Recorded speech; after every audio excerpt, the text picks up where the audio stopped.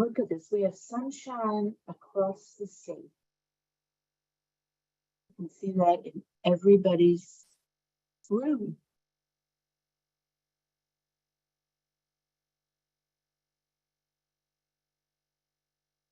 And it's great to see Dr. Rotunda and President Kelly, so many folks who have been with us before and continue to be with us.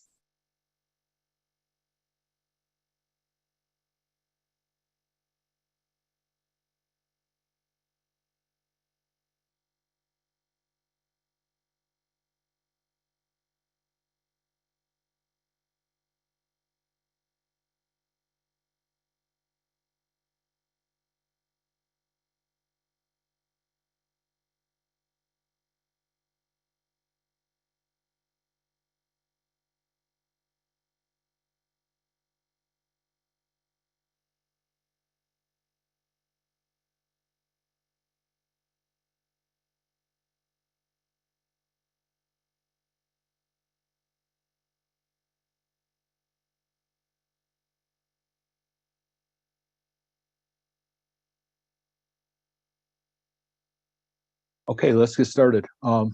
Again, I'd like to welcome you all to our Taking Ownership, Reflect, Refine, Revise Your Annual School Counseling Program Plan webinar this morning. Our presenter is Carol Daher. She's former chair of school counseling at NYIT and continues to teach part-time at NYIT and NYU. For more than 25 years, she's consulted with numerous state departments of education, school districts all over the state and country, school counselor associations, national organizations, and so on topics like this: comprehensive school counseling program, college and career readiness, and so on. Carol was part of our team when we developed the NYSED amended regulations a few years ago, and has worked on the implementation process throughout New York State and New York City.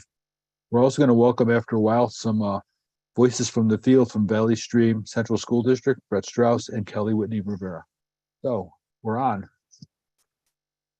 Thank you, Bob. And it's great to be back here. And this is, I think, of the 3 professional development sessions we've done around counselors and principals working together on the new regs, I think this one is the most fun, because this is where we take a look at what we've got going on and how to make it better for next year. So I'm just curious, and I'm going to move into the next slide in just a second. Thumbs up if you're a building administrator. Let's see if we can take a quick peek on how many principals we've had join us this morning, because see a couple. Thank you. Because we know, thank you. Let me see, who else do I see here? I don't see thumbs ups. So folks, thank you, Jessica. And I saw Nicole. Do you have any more? Yes, I see a bunch more thumbs up. Jennifer, thank you. And I know I don't want to call out all 100 of you, because we're already at 97 who have joined us this morning. We had 360 show up, but we know that a moment that you spend with us in any kind of a workshop is a moment that you're not with your students and with your staff. So again, thank you all for being here this morning on behalf of the New York State School Counselor Association. And NYSCA has been at the forefront of helping us understand the regulations and helping us figure out how to implement them with fidelity. And that's really what today is all about. Taking a look at what we've been doing and figuring out how to take that next step forward. So I've used this quote before for those of you that have joined us for the previous sessions, and it's an old one, but I think it's really at the heart and soul of collaboration. What do we want to create together in our schools? What should our comprehensive school counseling program look like? How do we get everybody involved? And the bottom line is, how do we support all of our students to benefit from the work of the school counselor and the impact of the comprehensive school counseling program? And in essence, that was NYSED's motivation. And as Bob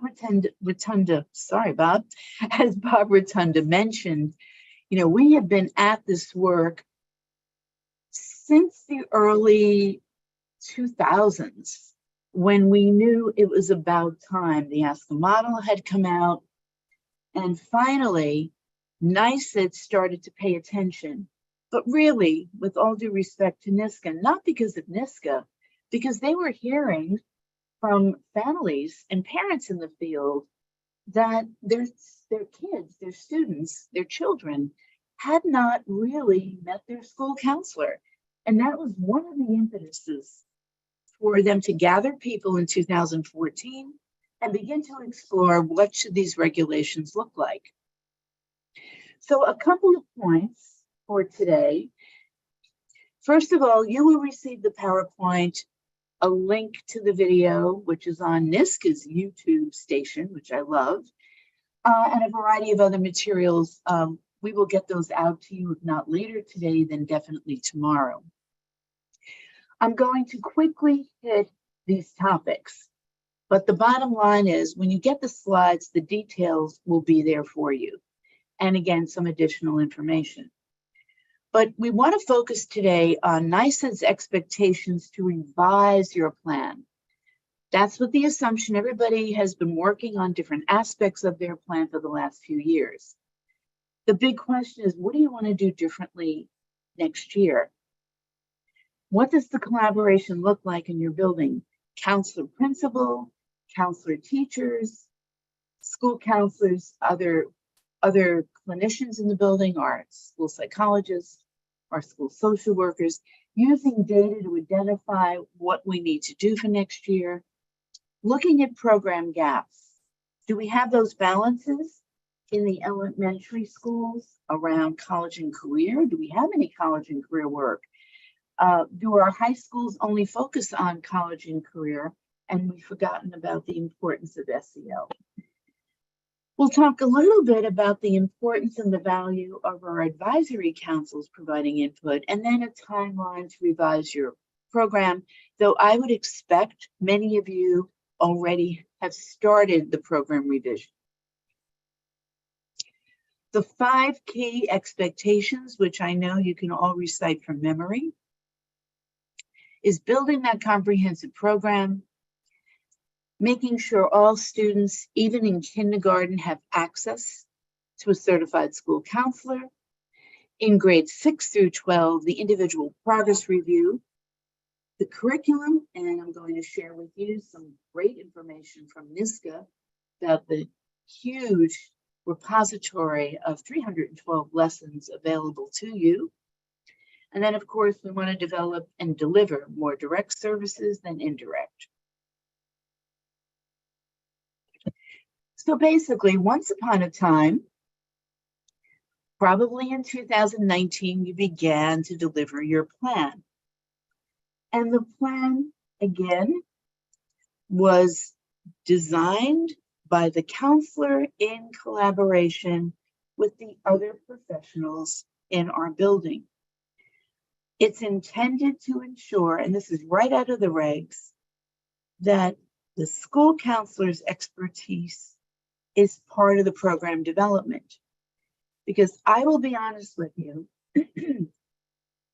as a former school counselor and supervisor of school counselors, for many years, principals told me what the school counseling program should look like. We had a couple of points from the regs, but it was fairly vague, and it did not address the elementary schools.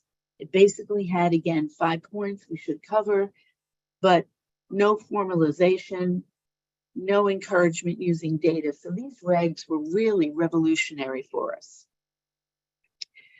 What should the plan include? Well, basically what every program plan should be included. It should include objectives or goals, the activities, how we're going to deliver it, a curriculum, using data, and then NYSED suggests a bunch of different action plans, but that's really up to you. The good thing is, and some people don't like this, that NYSED was pretty vague about exactly the steps, But I like this because it really gave us the flexibility to build the program as we see fit. Again, right from the regs, we have all of these links for you if you need to revisit them, but this is a summary of the language. The outcomes focus in on 3 primary areas: attendance, academics, and behavioral needs. And that's really important. ASCA, our American School Counselors Association, has always focused data points on those 3. Those are the 3 that we school counselors work on with our collaborators and our building administrators constantly. So program delivery, again, looking at these key areas as it is developed and revised, again, looking at data to help us identify what are the most important areas. How do we gather data? What data are we looking at? What have we learned from the program delivery this year? Is it different? Have we gotten something so well done that we want to move on and notch it up a level? And then again, our successes at the district level should be shared with our Board of Education. In New York City, it's the Department of Education, the DOE. In most districts across the state, it's the Board of Ed, to help inform their decisions about making changes going forward for next year. So let's take a minute. What should go in the plan? Again, specifically from the NYSEG regulations. It is relatively simple, everyone. I know simple is a silly word because this is a lot of work, but NYSEG, New York State Education Department, is not asking us to deliver the entire ASCA model. For those of you that have been delivering comprehensive programs for years and are looking at the recognized ASCA model program ramp, you know there are 36 templates to complete. We are nowhere near anything like that for NYSEG. Basically, a school counseling mission statement based on our building's mission statement. A school counseling vision statement down the road, what do we really want to see happen based on our district and our building's vision statement.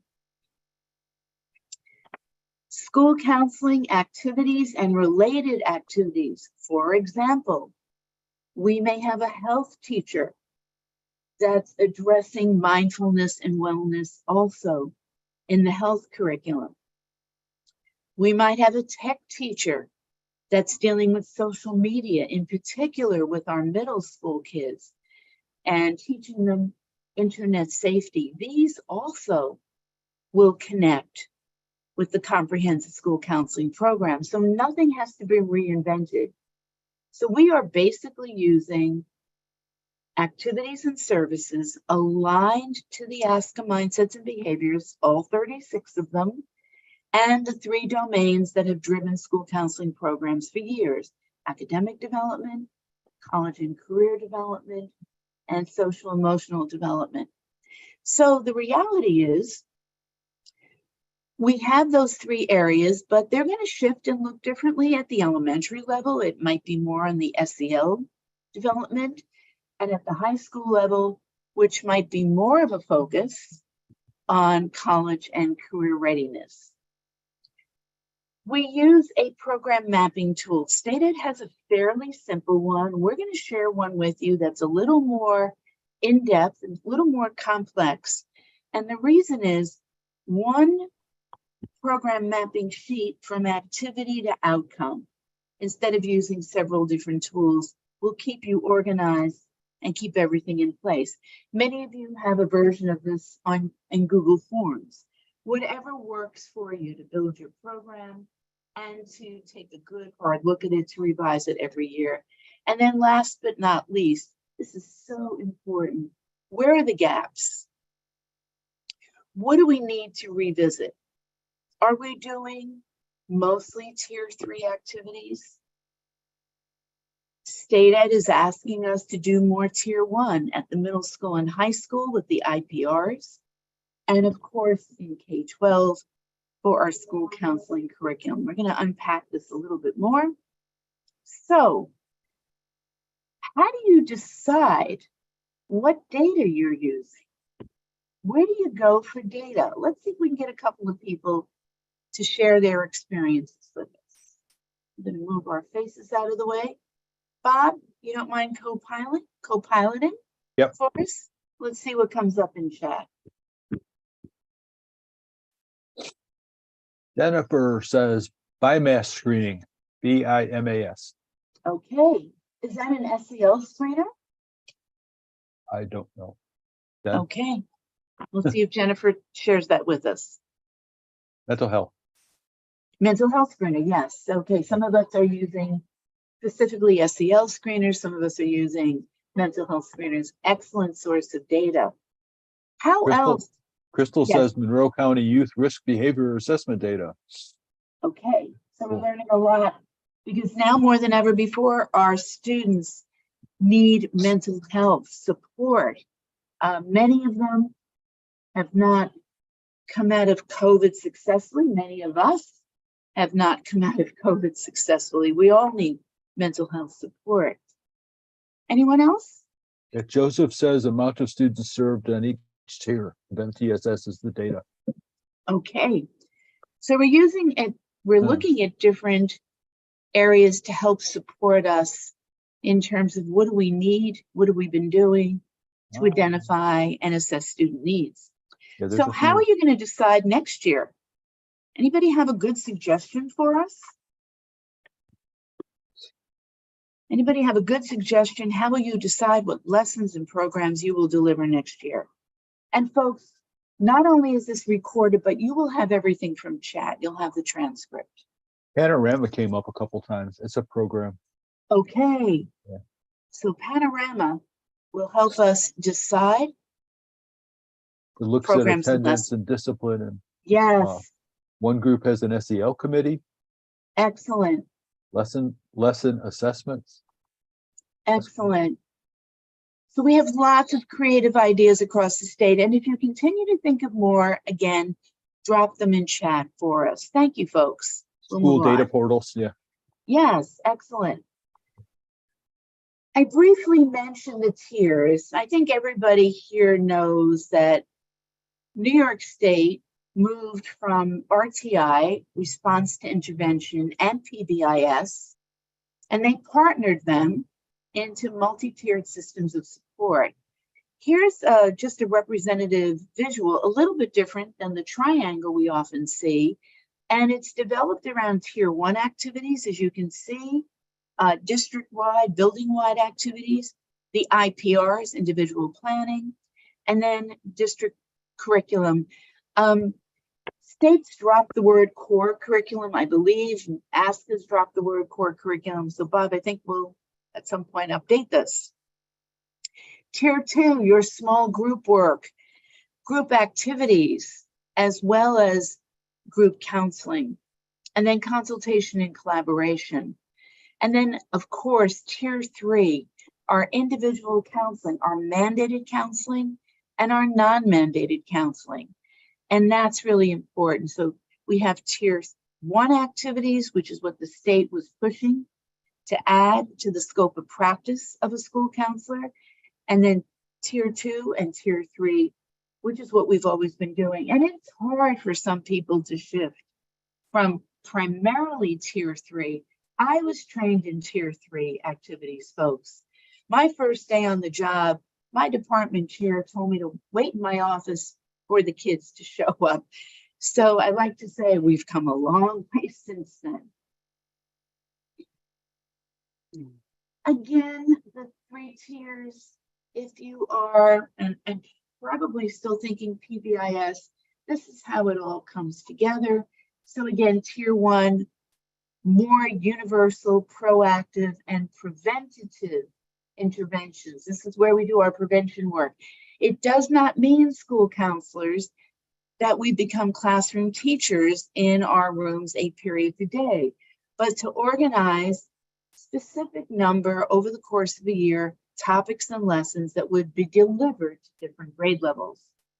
Tier 2, again, strategic, the attendance groups we hold so we can get the kids in. Tier 2 might also be specific interventions for behavior or academic supports that students need. And of course, Tier 3, the more intensive focus. Not every student we work with needs Tier 3 interventions. We all know that. And then again, I know you need binoculars to read this. We're going to send it to you. These are the 36 ASCA mindsets and behaviors. They tweaked them just a little bit last year.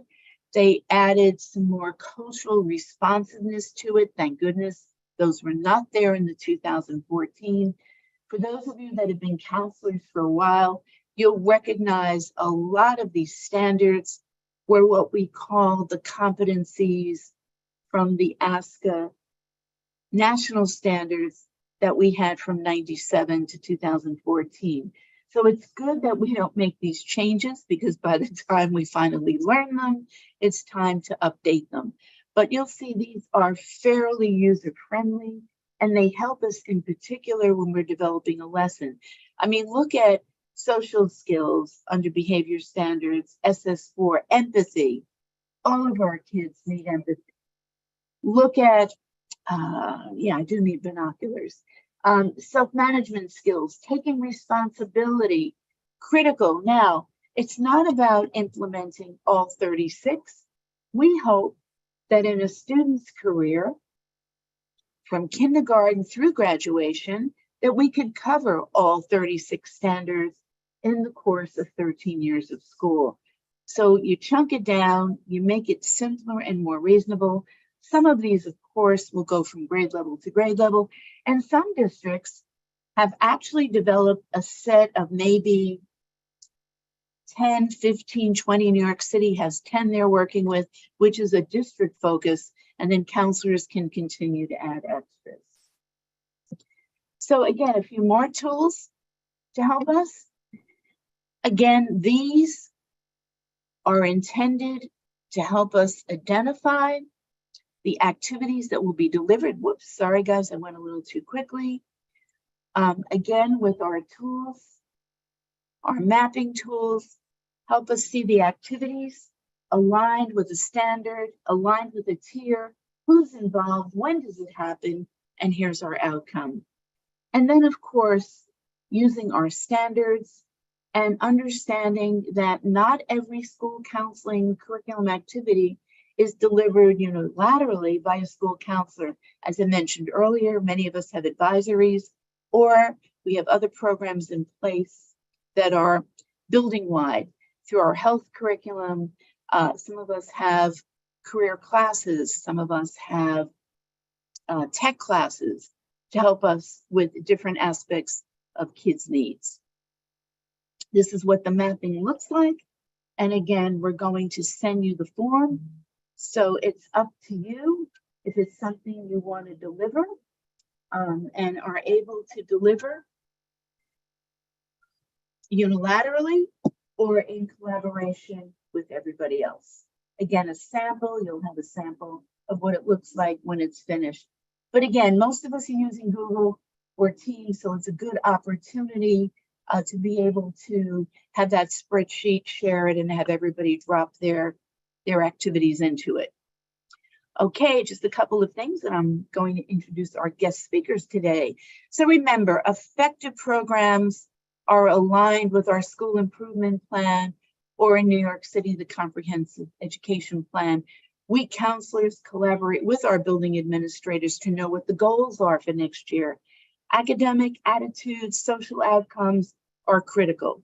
We want to make sure that our students have self-regulated behavior. Dr. Rotunda, I saw there's an executive functioning workshop that I'm going to sign up for. On-time graduation and college and career readiness. Focus on the ABCs, attendance, behavior, coursework, which leads to collaboration for college and career positive outcomes. So I think we are here. It is my pleasure to introduce two amazing colleagues, Brett Strauss, who's our principal from Memorial Junior High School. And Brett, I was a middle school counselor for 10 years. I know Kelly did her time in middle school also before she became the district director. We all know what it's like to address concerns and issues in the middle school. But Kelly and Brett have been working together now. Kelly, is it 4 years? 5. 5. Wow, time flies when we're having such a great time. And these WEGs became part of the process. So Kelly and Brett are going to talk to us about the opportunities and the challenges. And I'm going to suggest anything else that they feel are important. I'm going to stop sharing for a minute so we can see you and focus on you. Thank you, guys, and welcome. Thank you. Thank you. Here we go. So I could say, when you had Carol, thank you, and thank you everybody for inviting us to speak. It's an honor. And as Carol mentioned, my name is Brett Strauss, and I'm the principal at Memorial Junior High School. And when Carol had asked me to come and speak, and she suggested that I, talk about some of the challenges and what we do to support our counselors, the first thing I did was gather my counselors, and I said to them, "Hey guys, you want to just tell me what I'm doing to support you and what I could be doing more to support you?" And so the biggest answer for them I got was giving them time, allowing them the opportunities to do the things they needed to do. Even the creation of the plan, we set aside, we carved out time for them where they were able to focus and do what they had to do to put their plan together on an annual basis. And they really seemed to say that was a huge help and support in making this successful, is just respecting the need to do it. And that came, from there, it was a lot of it revolved around communication, bringing in the counselors. We frequently bring in counselors for suggestions and planning. So any events that we do, any of the events that are included in our comprehensive plan are all done with the support of our counselors. I frequently, our counselors meet weekly with our assistant principal. And when we have these type of events coming that are included in the plan, I'll go in there too, and we brainstorm with our counselors for how we can do it to meet the needs of the students and to support the counseling plan. So we include our counselors in a lot of the building level events that occur, and they feel appreciated and respected in that their input is heard. The other piece they talked about, again, going back to time, was knowing sort of keeping them in their lane as school counselors, not bring, I think we're all tempted to use our school counselors for filling holes, coverages or after school obligations. And a lot of times they need to do their counseling work. So what they felt is, again, what they called it staying in their lane, being clear on what a school counselor's role is and really trying to stay within that role as much as we can. Of course, still sometimes we need them to help out around the building, but when we can, when we can avoid the proctoring, when we avoid the coverages, duty periods, all of those things help them to stay focused and accomplish their plan. And the other piece is readapting. There are some things that we've done over and over again. And then after a while, you realize, wait, this is really like 20 years old.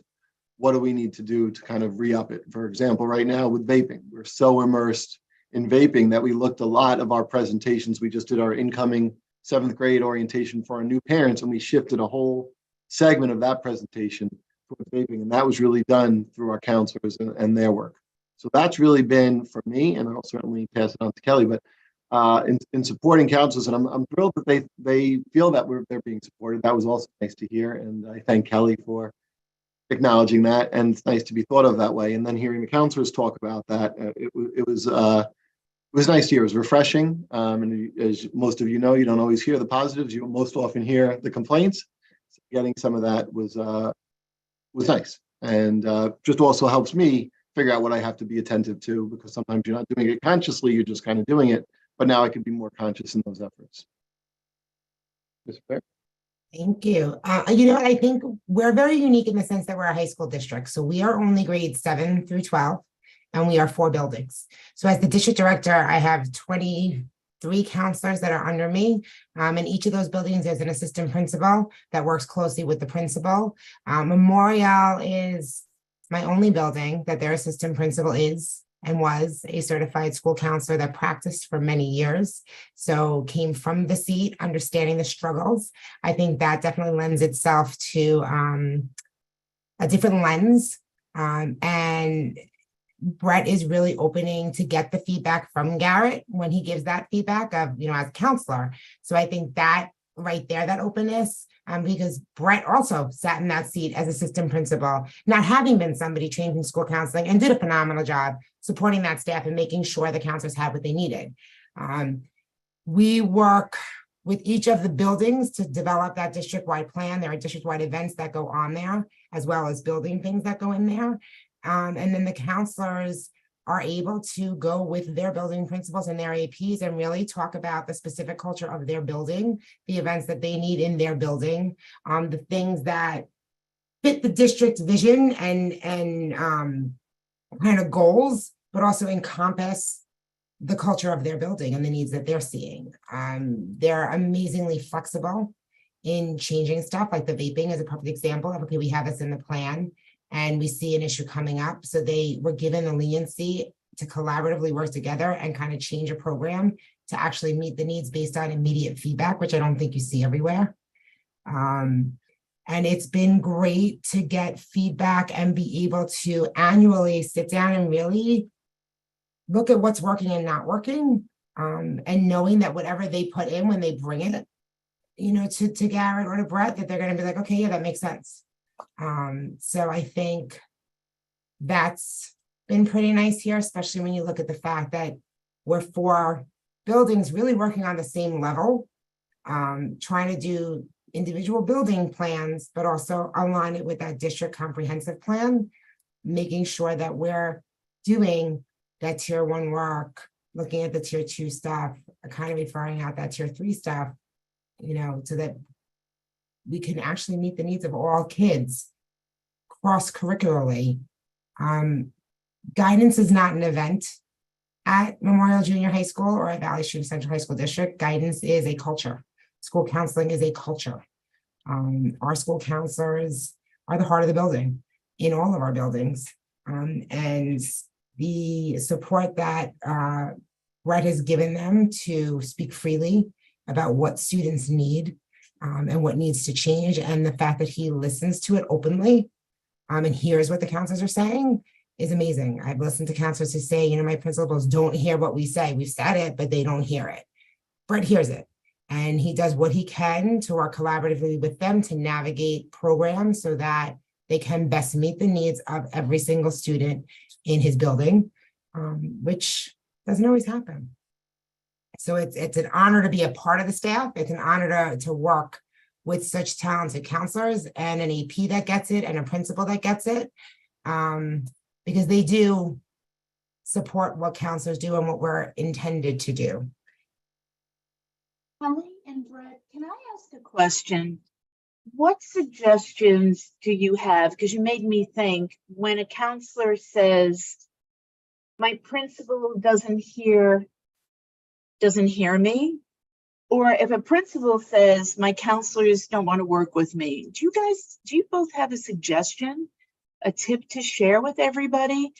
Because there's a lot of folks out there who are still struggling with communicating, and it's a two-way street of communicating with administrators or administrators communicating with counselors about making some really positive changes with their kids. Because you two have it down and it's working. And that's the beauty of what's going on in your district. And again, Brett, really, and Kelly, taking the time today is so appreciated. Oh, it's our pleasure. And what comes to mind as I hear you say that, I think we get a lot of opinions all day long. And so sometimes you have to weed out where what's driving the opinion. And so I think if you speak from a lens of children, rather than what I need, but what's going to serve students the best. But I'm hopeful that would be the common ground for anybody. So if you come to a principal or a principal's not being heard or feels that people are asking for too much, rather than speaking what I need, but I think it would really be good for the kids. I think if we put this together for students, and if it makes sense, it's hard to ignore that. And then you understand where your priorities are and what the purpose is, and you get right to the purpose rather than just how it serves you. So that would be my one suggestion.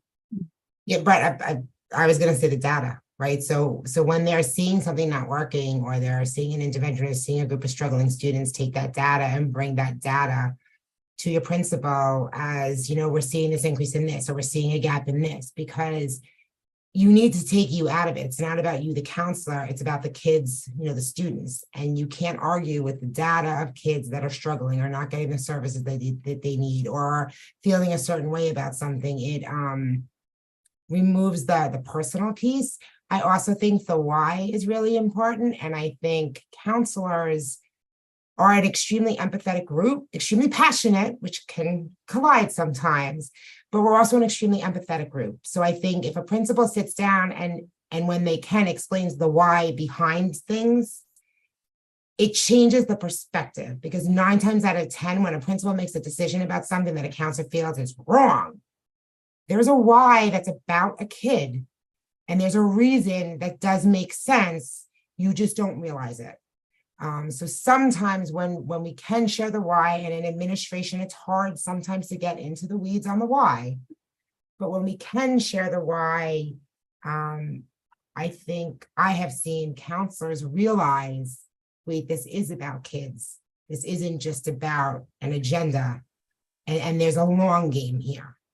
And they realize that you are really on the same page. And I think it breaks down some of the barriers. You go in fighting for something as a counselor, you've already decided that the people never made up their minds, and you have an answer to everything they're going to say. Well, no, because of this, this, this. When a principal sits down and gives you the why, you didn't expect that necessarily. And 9 times out of 10, you can't challenge it. I mean, but I've never found it to not be a good why about kids. Kelly and Brett, thank you. And you made me also remember that, especially when a principal has a why of something he or she wants to see happen, like we really need this in the building. Look at the behavior data, that the principal then can help support building that, grade level intervention or prevention program, and opening up the doors to get access to the kids, because that's always a challenge. Counselors getting themselves into the classroom. And we're seeing, a lot of that when that conversation happens. And counselors, just a reminder, principals, Mr. Strauss probably got 3 memos from state ed in 4 years that this was happening. Right. One in the beginning, one in 2018. I'll never forget when that second one came out. And then maybe a little reminder in a state ed bulletin. Well, Dr. Rotunda and I spoke with our state ed liaison, and they promised they were going to put it out again for the fall. But the reality is, counselors, it's up to us to educate our principals and to remind them that these things are important. Valley Stream is fortunate to have a district director. New York City doesn't have district directors. They have, not in the same fashion. They have district supervisors. Many of our smaller suburban and rural districts don't have supervisors either. So folks, you at the building level have to take the initiative. And we certainly want to hear from you. I do see things going on in chat. If you have some suggestions and some additional thoughts on this, please put them in there. Again, chat will be shared. Well, James put in there, and this is, I think, what James put in there, to understand one another is to understand what is your purpose as an educator. If you're here for the youth, I believe it's important. Say again, Kelly? It's to understand what is your purpose as an educator. Oh. And I just think that Did we lose her? No. Yeah, you might have lost Kelly, her. I think we lost you. Your sound. She's relating a chat message from James that Okay. talks about understanding each other is to understand the purpose as an educator. If you're here for the youth, it's important to, to the culture and not fix it, put a Band-Aid on it. There's a lot of good Excellent. stuff in the chat. A lot of advisory councils come up a couple of times. Great. Yeah, we're just going to briefly stuff, touch good on stuff, that. good Yeah, stuff. thank you, Bob. But I also, on behalf of all What of us, time? Yeah. to Mr. Brett Strauss and Ms. Kelly Whitney Rivera, thank you so much for sharing your journey, because this is a journey, folks, and it does take a while. I'm going to move in because we only have about another 5 to 7 minutes before we go into Q&A. Brett, Kelly, you're welcome to stay if you like. If there are any specific questions for you, we'll throw them in chat. And I'm just going to bring to closure a couple of tips. This is a tip sheet that we actually made for the New York City DOE school counselors, because we've been doing that training the last couple of weeks. Again, use a team approach. Gain a commitment. There's always allies out there, counselors. And there's always naysayers, but find your allies.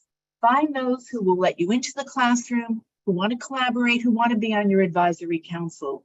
And again, build links with the faculty, because access to a classroom is time not spent on academics. We have to be able to demonstrate that the time we spend in the classroom collaborating with the teacher and the students will support academics. So many of those lessons are around building rapport, getting along with others, setting goals, understanding how I learn. Incorporate objectives that align with your school improvement goals. Ask your principal if they haven't been shared yet, what's on the list for next year? Because this is the time of year that those school improvement plans are being developed. Folks, be flexible. Be open to new ideas. Be willing to learn. We can all learn from each other. And please don't reinvent the wheel. Counseling is a young profession, only about 100 years old, a little bit more. But boy, there's a lot out there.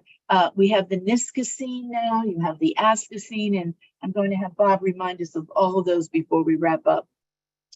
Collaborators should include everybody. We also have CBOs, community-based organizations that can help out with drug and alcohol counseling. Some of us have parent coordinators. Some of us have amazing relationships with our administrative assistants and the paras in our building. Boy, they see a lot, as do the hall aides and our lunchroom assistants, folks. So again, if you have an idea of who would be a great collaborator, who might want to serve on your advisory council, your district advisory council, please drop it in chat. So what roles do we all play in a comprehensive school counseling program? Well, again, collaboration. First with your building administrator. Do not ignore the families. Do the families in your community and the students know we have a new way of looking at our program. Everyone can be involved in the building of the program. And remember, counselors, psychologists, and social workers all offer unique, specific skills to complement each other, not to replace each other. But counselors, do remember, please remember, you have a caseload, you have responsibilities for a particular group of kids in your building. So that's a different niche than our school psychologists and our school social workers, but working together makes it more powerful. So making it work, we need our building administrators, we need to speak to them, we need to support them. We're going to ask for their input and support. The counseling mandates are a whole school, whole child approach. We again need that now more than ever before, because coming out of COVID, we had educational disruption, we had social development disruption for 2 years in many of our schools with the ins and the outs. The principal's role is critical in all of this. And I'm giving you a bunch of citations and the articles, if you're more interested, and the resources to all of those will be at the end of the presentation. Because we know more, we use data more frequently. Sometimes we need to change. We need to make our role and our responsibilities and our scope of practice clearer. Counselors, for those of you in this room, you have been trained in leadership, social justice, and advocacy. Use those skills you learned in grad school. And if you're rusty, go on the website and find some of the webinars that both NYSCA and ASCA have as a refresher. So what are you going to receive from us? And we are just about the Q&A time. We're going to send you a mapping worksheet, an outcomes worksheet, the mindsets and behaviors, the link to the 312 lessons that NYSCA has put together for us that have been vetted and developed by school counselors for school counselors. Copy of the presentation, the template for revising your plan, and we call it an audit or a self-study based on the ASCA audit for us to begin to look at what are the different things that we need to include in our plan.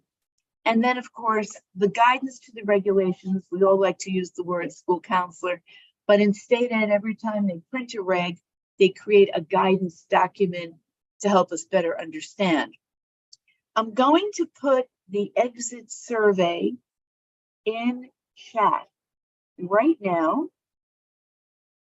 so that we can make sure that we get your feedback. Now, of course, here we go. Because feedback is super important.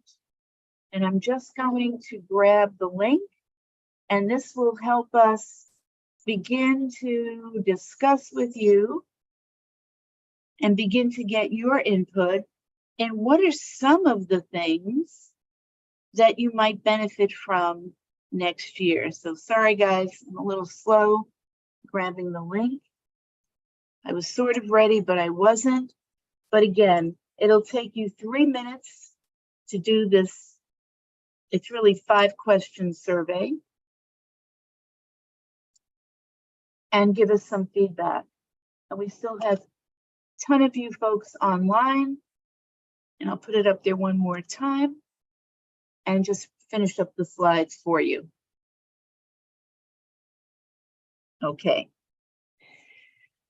So this is the third in the series of workshops that we did. We had one last week and one the end of April. We waited to the end of the year because we thought, even though it's a crazy time, it's also around the time of year that everyone is thinking about updating their plan before the end of the school year.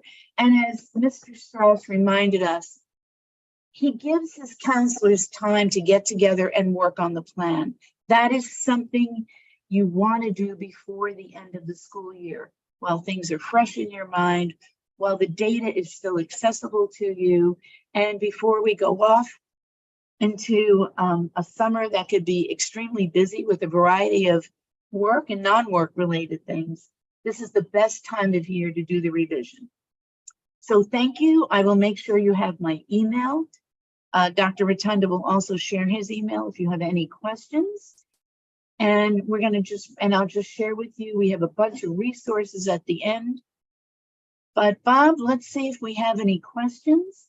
And I'll take us off of screen share and see if we can collaborate together. I've got a question. How do junior high counselors meet the IPR, individual progress review requirements in a way that is most efficient use of the time? Got any junior high folks that can answer that? Let's see. You could take yourself off mute if you want to just sing out.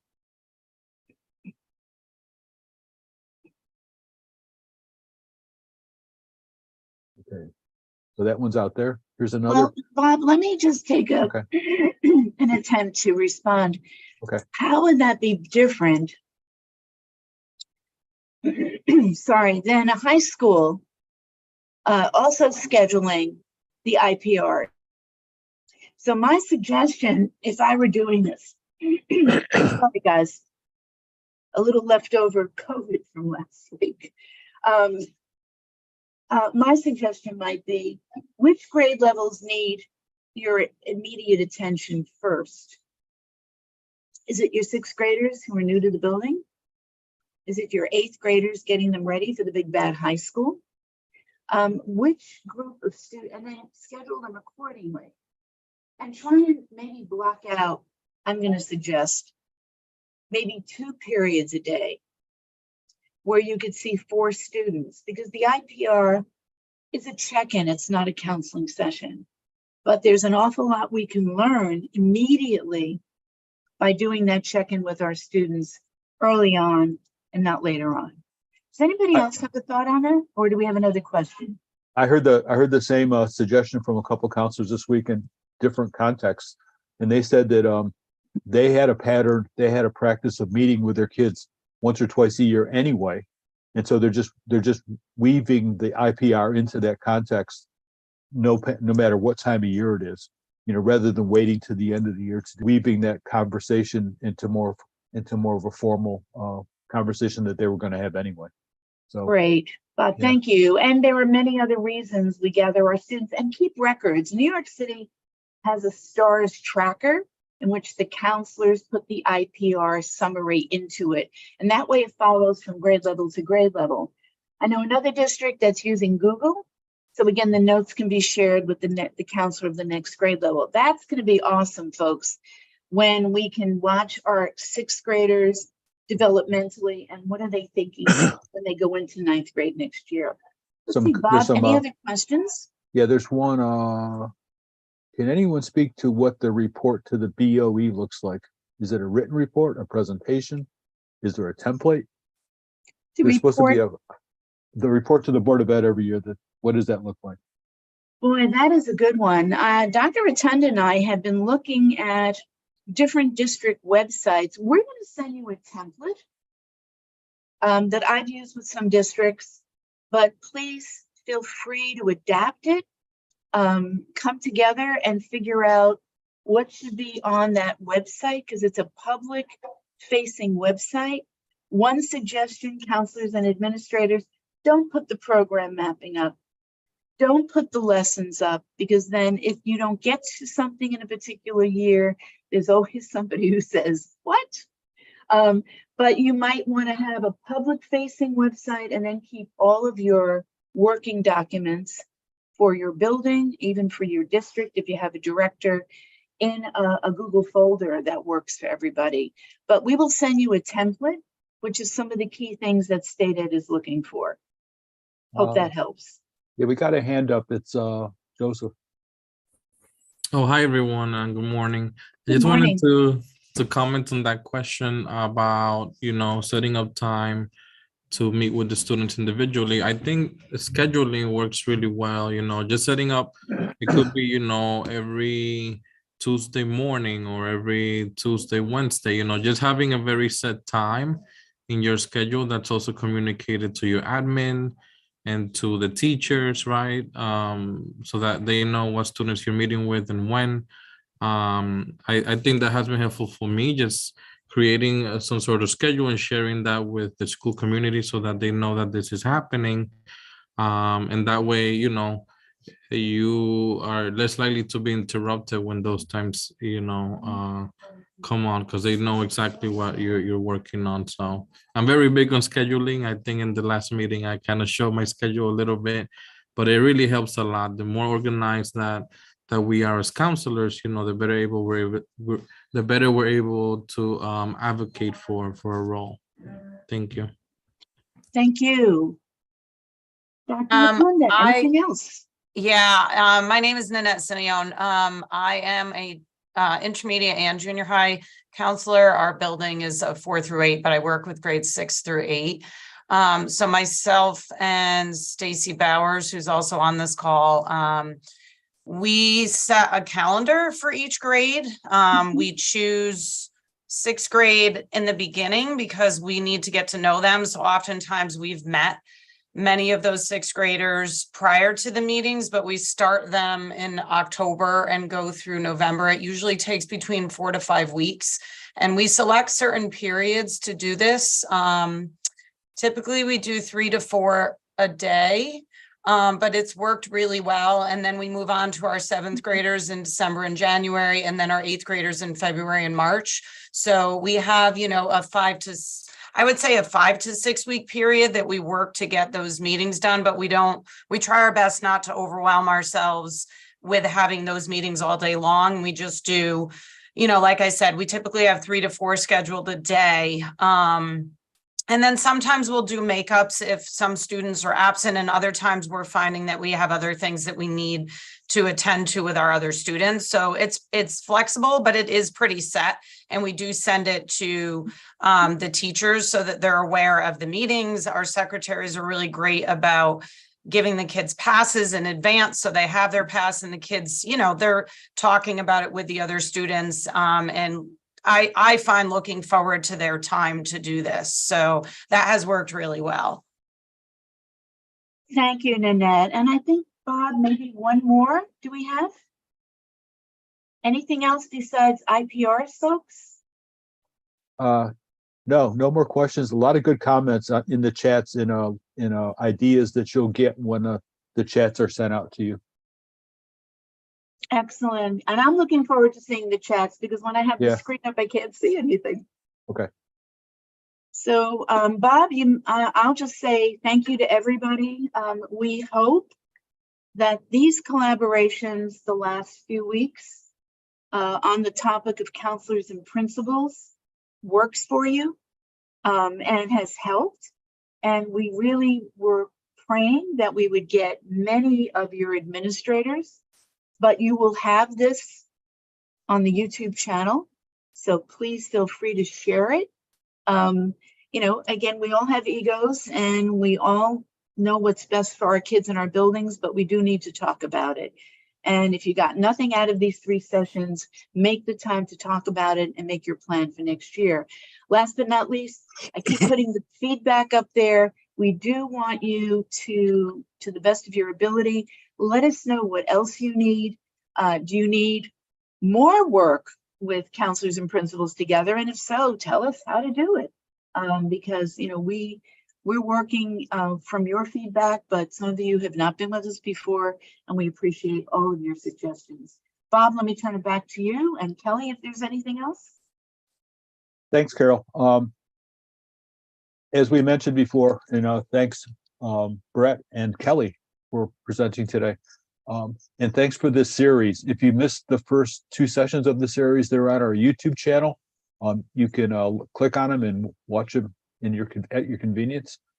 We have other upcoming professional development series that will be scheduled and promoted as time goes by.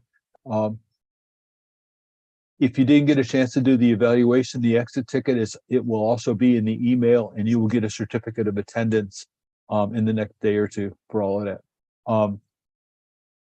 I think, just looking at the time, we're going to close for today and thank everybody for joining us. So have a great Wednesday. I think it's Wednesday.